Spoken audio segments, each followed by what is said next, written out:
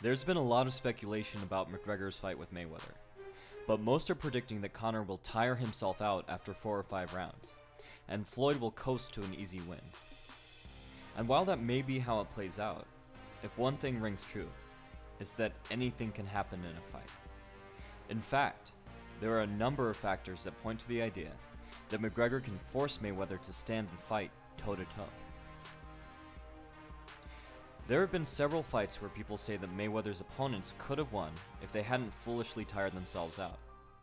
But the truth of the matter is that these boxing champions are not managing their energy poorly. Mayweather is forcing them to work incredibly hard.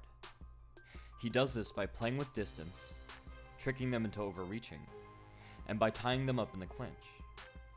But McGregor has been grappling for years, and he's made a career out of overreaching, even by MMA standards.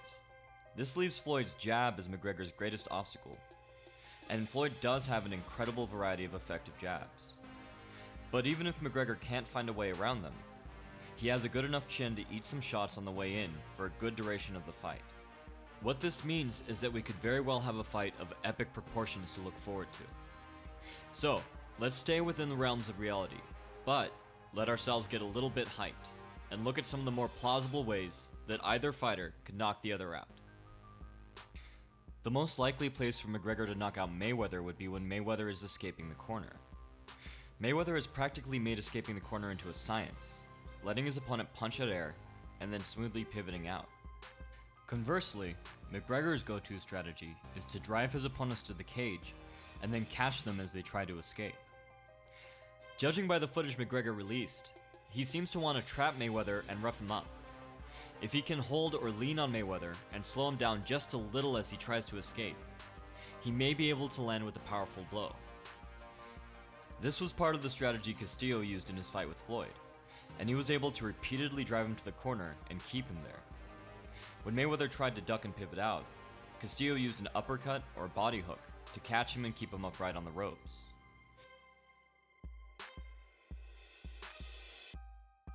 When he tried to pivot out the other way, Castillo caught him by switching to southpaw.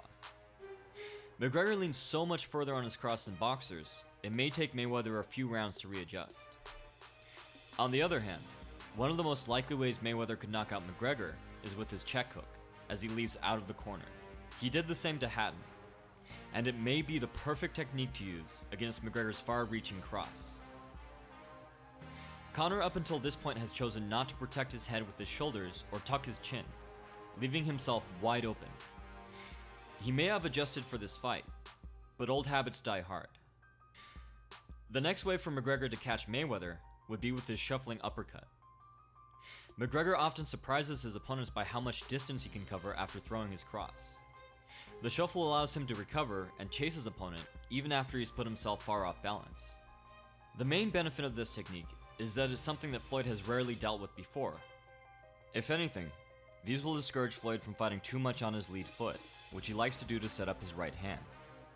Speaking of, Floyd's lead right hand could be his best chance to knock out Conor. Even if McGregor does well in early rounds, the longer the fight goes on, the more time Floyd has to figure him out. If McGregor doesn't readjust, then he will fall victim to Floyd's wide variety of precision jabs. In this scenario, McGregor is battered and cut, with impaired vision and delayed reaction. Floyd will pick him apart in the center of the ring, finishing him off with his lead right. Southpaws are particularly vulnerable to this technique, and McGregor has been hit with them consistently before.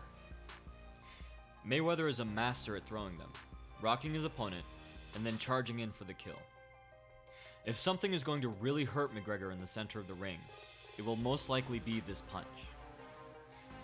And while this one isn't likely, the most epic way for this fight to end would be for either McGregor or Mayweather to pull counter the other's pull counter. This would require expert timing and lightning fast reflexes, and would make for one of the greatest endings to any fight ever. While this fight may turn out to be on par with May vs. Pac, it could also, maybe, turn out to be one of the greatest fights of all time. So, it's probably okay to get excited. Nothing is certain until the bell rings this Saturday. For the Modern Martial Artist, This has been David Christian, wishing you happy training. Oh yeah, if you've been following the Four Kings, Sugar Ray Leonard is next, so stay tuned. Also, if you like, check out my Patreon, Reddit community, or my new book on how some of the greatest fighters of all time put so much power into their strikes. There are links in the comments below.